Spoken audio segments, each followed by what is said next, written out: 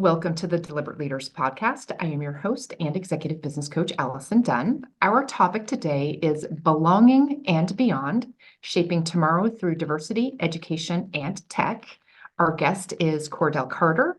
He is the executive director for the Aspen Institute Socrates Program, which is a leading global organization, education forum for leaders learning from leaders. He is the founding director of the Aspen Institute Project on Belonging, which equips leaders to create society where everyone belongs and enjoys equitable opportunities to thrive. Cordell, thank you so much for joining us here today. Thank you. Off with a deliberate conversation. What would be your number one leadership tip for our listeners today? There's a good reason most of us have 2 ears, 1 mouth. We're supposed to listen twice as much as we speak. So listen. I share this consistently on the podcast when listening comes up. I feel like that's my superpower is the ability to listen, and I just really feel that leaders don't necessarily do it all of that well. So outstanding tip. Thank you for that. Cordell, your topic today is around the concept of belonging, and I think you've even positioned it as the next phase of the nation's conversation on diversity, equity, and inclusion. So I just want to tee it up to kind of open it up, and then I have some specific questions around that. Yeah, I believe we're in need of a new national narrative. We've created a political and social culture where the way we behave online is showing up in life, real life. We're forgetting our humanity. We're trolling each other. We're so coarse in our dialogue. And we've forgotten our magic sauce, and that is that we are different, and that those differences are our superpower. I think back to visiting the Delphi Oracle in Greece a couple years ago, and looking at the Temple of Apollo and looking at the wall, the foundation wall, 3,500 years old. The very first version of the wall, those original architects, there was looked like mosaic. Okay, you look at the Roman version, you can see the Roman cement, and then you see the Christian version. All the stones are exactly the same with a cross on them. Well, in places of great tectonic activity, anything unstable is going to fall. So it didn't really matter how much grout you had in the Christian wall, it fell. Doesn't matter how strong the Roman cement is, it fell. The only wall that still remains is the original wall. No adhesives, no grout, no cement. But they found a place for every stone, okay? That's what society should be, finding a place for everybody. Your thriving is different from my thriving, but we both belong. That's the point. And that is what I'm pushing, this new national narrative on belonging. I call it the Sermon on the Civic Mount. And call it a what? The Civic Mount, Sermon on the Civic Mount. Okay. And I am finding that is resonating with a lot of audiences. What a beautiful visual that you just gave regarding the wall and the idea that, finding a place for every stone. What do you think needs to happen in order for our society to embrace that? We have to think about our lives like a balloon that you fill with air, and you squeeze one side, the air doesn't escape, it just goes to the other side, makes the other side harder. We are all connected. My success is attributive to you, and your success is attributive to me. I'm not saying that you're going to give me something. I'm merely saying I don't want to live in a world where only I thrive and you don't.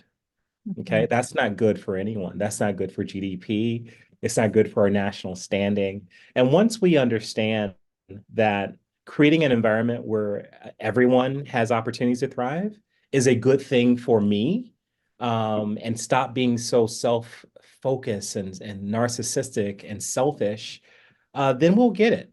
Then we'll understand why our collective futures are intertwined. And so I'm trying to get us back to kindergarten-like rules.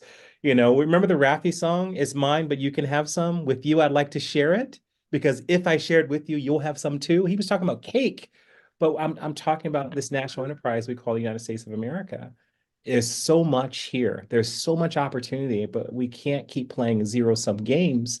They don't really exist. They only exist in our minds. And we're destroying a great thing. The United States of America is tremendous. I think there's a land of unlimited opportunity, and we're blowing it. We are blowing it. And there's no external force making us do that, just us losing our humanity. In your introduction, I know I shared the fact that you bring leaders from all over the world together. Like, give me some insight into the depth of those conversations and what do you think is possible in this coming few years, like that you will see as a change in our humanity? The Aspen Institute was started in 1949 by some extraordinarily wealthy men Mhm. trying to find a common humanity, right? So they would go far away from their normal homes in Chicago, in Minneapolis, St. Paul, and they would go out in the woods of Aspen and put on togas and do Antigone.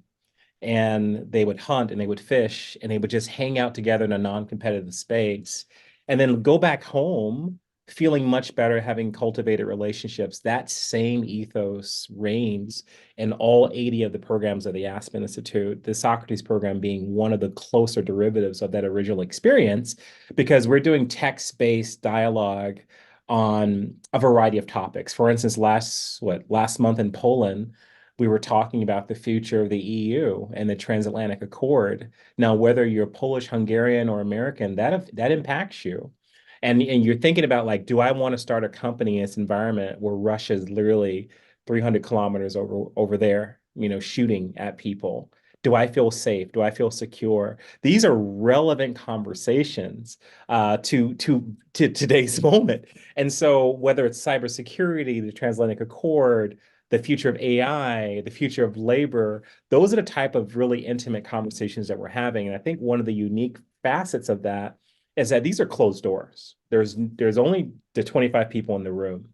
And we have really simple rules. You have Chatham House rule: what's said here stays here. And if you're going to repeat it outside, don't attribute it to anyone. Okay. And secondly, mutual respect. I'm going to let you finish before us. I'm going to listen to you first. So we're actually practicing.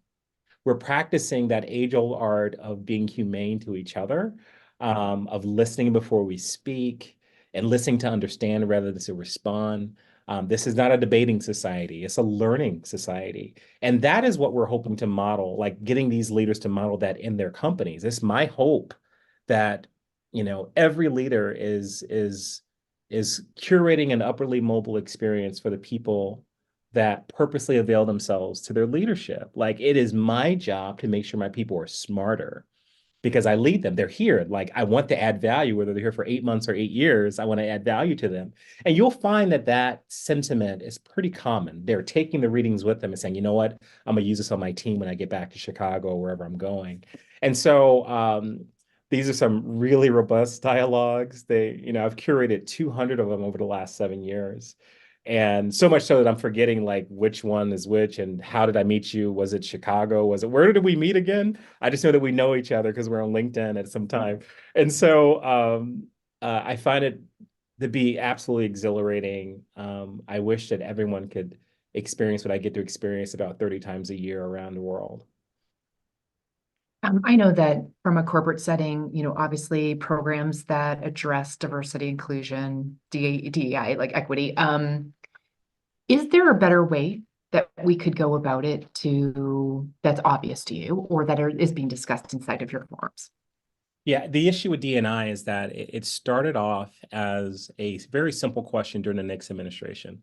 Tell us about who works for your company. You're doing business with the government wants to know who works there. It became a de facto standard. People started getting points on the procurement scale out of 100 as you respond to RFPs if you were presenting this data. And the whole industry was built around one tactic, one strategy, a strategy that doesn't have a destination. That's the problem with DNI as I see it. It's not attached to anything. And so you get to confer whatever you want upon it. It's compliance, it's reverse racism, it's all these different things you can say because it's not tied to anything. This is why I talk about belonging, because belonging is the outcome we're trying to achieve. DNI is a strategy to get there, not the strategy. I am completely open to other strategies. In fact, everyone should be. But long as we sequence it properly, belonging is a conversation that your executive leaders have with each other and the organization. D&I is just a strategy that inside the organization, they try to achieve an environment where people belong and thrive. But D&I is not the outcome. It's a method. And we've made the method the thing, and no wonder people are disturbed by it. So I'm not surprised. It's a sequencing issue, and frankly, a lack of forethought as this industry has developed over the last 45, 50 years, just took a life of its own. And, if you were to look at the different definitions of D&I, it would look like a scatter map, like somebody shot a shotgun in a target, just beads everywhere. It's just all over the place. And it really shouldn't be that way. So I think that's one of the primary problems, that it's not tied to an outcome. And so I'm trying to resequence it and tie it to an outcome and let people know this is a method. Just come up with a different one. I'm fine with that. As long as we're trying to create an environment where people belong and have opportunities to thrive, we're saying the same thing. What's fascinating is I've worked for engineering and architecture firms for several decades prior to doing what I do today. And I guess I personally didn't realize that, we were an 8A, a disadvantaged, an MBE, a DBE, a WBE, like all of the things that HubZone, Yes. things we would like create teaming agreements around and go win contracts to do. I didn't realize that that was the start of this. So that's Oh, very yes. interesting to me. Yeah, the federal government is responsible for between 1/5 and 1/4 of GDP. Every Yeah. Fortune 1000 company, their biggest customer is the federal government. Don't you Mhm. find it a little odd that people are like, I don't want to pay taxes? Really? Well, how do we pay you, my friend? Just a question. I don't know. So I'm just wondering. Yeah, so I find that fascinating. If in your wisdom and experience, if you were to say that was created without a specific income end game or uh, validation point, like what would that be? Well, the validation point is a more equitable distribution of resources. Okay. If this is a government for the people, by the people, of the people, what does that look like from an economic standpoint? You certainly can't have all of the benefits or the vast majority accrue to a small set of people. That doesn't make sense. You also have to contend with history. We have a lot of bad facts in this amazing experiment we call the United States of America. So how do you contend with what I call those extra constitutional methods that have actually kept certain parts of our population out of an economy they've helped create? You must contend with that. Otherwise, you'll always have animus and concern and cries of unfairness. You have to contend with history as well. So how do you do that in a fair way is the question. And so what the federal procurement officers and city procurement officers have done is say, okay, we're going to have set-asides to ensure that certain companies that are created by women of color, women and men and women of color have contracts just for them as they seek to build and grow as others have. That is, again, a method. I don't know about other methods, but I am completely open to other methods of getting us to a place where people feel like they have an equal opportunity in, the economic largesse of this country. Yeah. I deeply appreciate the idea of that it's not a DEI conversation, but a belonging conversation. So I'm going to hand you my proverbial pen magic wand. Mm, Do you accept it? I do. Thank What you. would you do with the magic wand? The magic wand, I would give everyone a lobotomy. I would give us a national lobotomy, literally like I'm trying to think of the movie where the Men in Black, where you flash the light at them and you can reprogram them. And that reprogramming would be the following.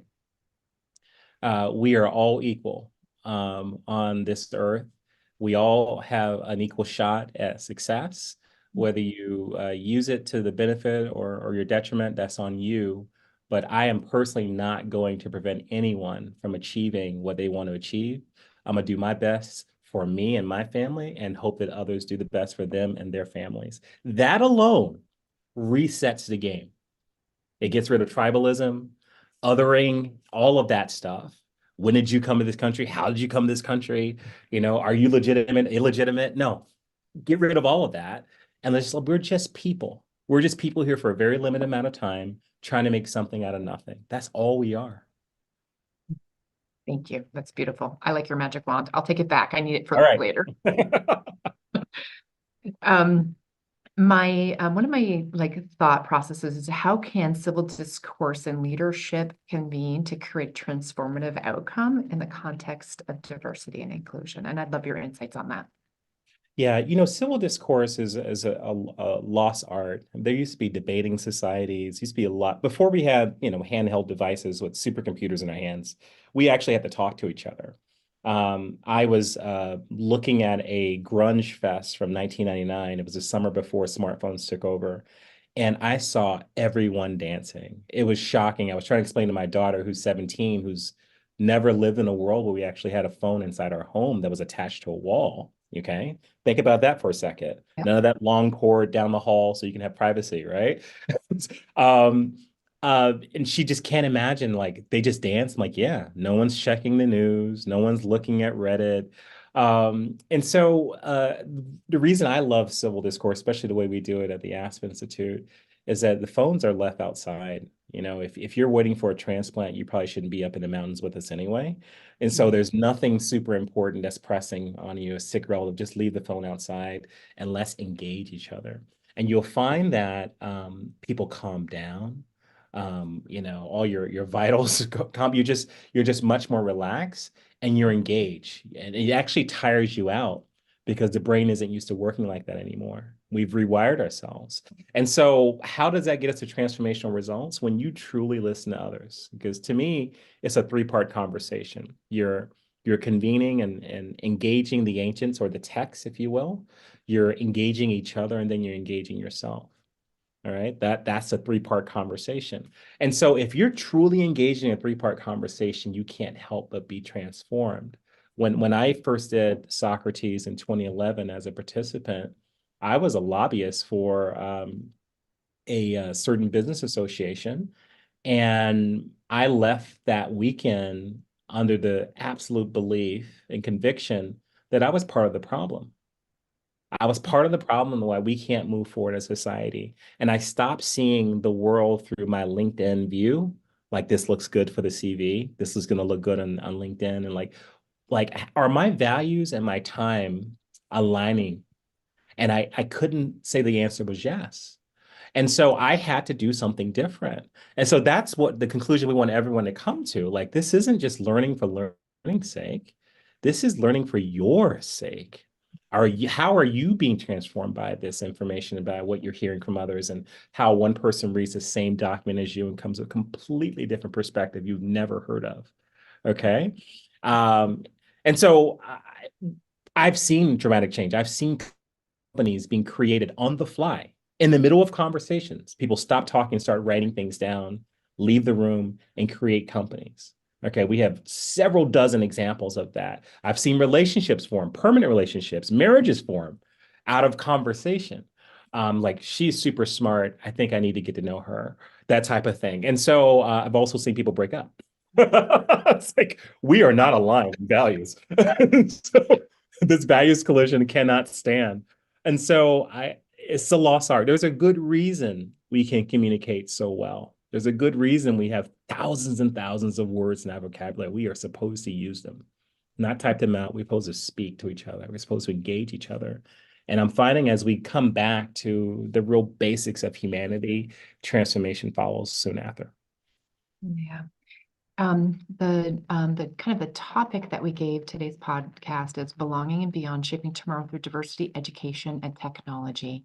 You've brought up technology several times in this conversation in how it's helped us and maybe even how it's hurt us. So what role does technology play in bridging the gap for, your perception of this greater version of belonging? Yeah, tech could be a great equalizer. It's also can be a gap sustainer, if you will. We have only asked a question, can tech? And I'm saying we should probably ask, should tech? I'll give you an example. 30 years ago, as China was developing, there were millions of low-wage, low-skilled jobs available. And so you could put people to work building things, and they became this great exporter that built the second largest economy in the world. Now comes the continent of Africa, that's going to have 2.5 billion people in the next 30 to 40 years, with an extra 500 million people between the ages of 16 and 35 coming online in the next 15 to 20 years. The tech jobs that would have been available, I'm sorry, the low skill, low wage jobs would have been available for them just as China was developing just 20 years ago will not exist because of AI. We've automated those tasks. Okay. So what happens when you can't employ people who want to be employed? Bad things happen. Okay. The same dynamic we're seeing in the US. I should say we've seen in the US when NAFTA comes along and you're getting low wage, I'm sorry, low cost shipping. The Midwest essentially fell upon itself, and those factories, those jobs went south. We didn't have a great solution for those displaced workers. We basically said that's the cost of development. This is called creative destruction. Well, that's not very pleasant to hear if you're the one being destroyed. We have to come up with a better answer. So I think just focusing on tech without its implications and a remedy for its implications on people is highly problematic. And hopefully we've learned from our past. I'm thinking 94 forward, 1994 forward when NAFTA came in, that we won't do that to each other again. I'm especially concerned about the African continent, a place that has known a lot of violence and revolution, especially over the last 30 years. What could happen when you have all of a sudden, 500 extra million people? That's a lot of people to employ and to feed, to clothe, and to house. And so we as a global community have to be a little more thoughtful with our innovation to ensure that we're asking the should question first rather than the can. Well, obviously AI has, it's here, right? And it's Oh yeah, evolved. it's here. What should we be thinking about in a more global perspective, which I appreciate, like when I think about AI, I think about how to streamline things, not does it leave people jobless, right? Yeah. Truly. Mhm. What should we be considering? Yeah, what are the things that truly makes our life better? I make a lot of fun of dating apps because I had to date before you had to actually risk rejection, and I tell the stories about, you ask someone to dance at a club. She's already dancing, by the way, and she says, no, thanks. And you pick your face up and you go and you ask someone else, right? Your buddies laugh at you, but it's okay. Like you build the emotional musculature to Yeah. contend with rejection. And what tech has done over the last 25 years is bubble wrapped us all. This Mm. is why people are so out of control emotionally. Adults can't control themselves when something negative happens. They don't know how to behave. This is no swipe right or left type of situation. And so I think in many ways we have just innovated for innovation purposes and not really thought about implications. So with that lens of like, what does this mean for humanity? We should start listing the things that we would love humanity to not have to deal with. I think some of our environmental degradation, if there's a way that AI can help clean up rivers, clean up water sources, generate clouds to lower the temperature of the earth so we wouldn't have so much ice melt. We should be using AI to tackle the world's problems, not to make more money. Okay. We Yeah. need humans to make money so they can buy things. Okay. That's important for our economy. But we only have one use case. How can I get more profit per hour for the next widget being made? I'm saying at some point you run out of people to purchase the things you save all this money building. Like, where's your macroeconomic brain as you reflect upon these things? And I think this is the call for more diversity when it comes to algorithm design and I'm not talking about ethnic diversity. I'm talking about experiential diversity, Okay. political, ideological diversity, geographic diversity, people that have seen the world from different places. They need to be part of the design team because if you design it right, you won't have built-in bias. For instance, for a while, I travel internationally a lot. As a dark-complected person, the facial recognition wasn't working on global entry. It just never worked for me. That changed after a big lawsuit a couple of years ago. So now, no problem. They had to just adjust the design of the AI of the algorithm inside the machine to pick up pigmented skin or people that are heavily melanated. And so you can imagine how frustrating that is when the vast majority of the world's travelers look like me.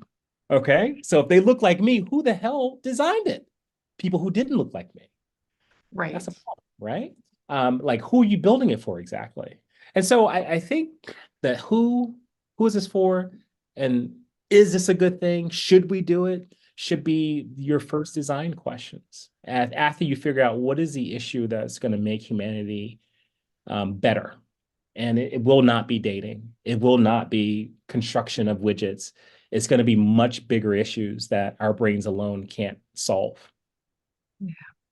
I'm going to send this episode to who should we send it to have them put AI on creating our waterways and rivers and oceans? I'm sure there's some I'm folks sure. at MIT, uh, but you start thinking about the like supercomputing power, and you think of all the different possibilities that can actually get you to a solution set. Yeah. That's the perfect use for AI. It, Like, hey, there may be 15,000 possible scenarios to solve this environmental issue. Who can think? No, humans can't do that fast, but an AI powered machine could. Let them sick it on that. These big intractable issues that are politically challenging to solve because humans are involved. Let's take the humans out of tough things. Let's do that. And I'm not talking about dating. Ask her to dance. It's okay. absolutely. Cordell, I have really appreciated our conversation, the refreshing perspective around humanity and belonging, and just deeply appreciate the work you do. And you can borrow my magic wand anytime. Thank you. Just let me know when you need it. Okay. Thank you so much. Thank you.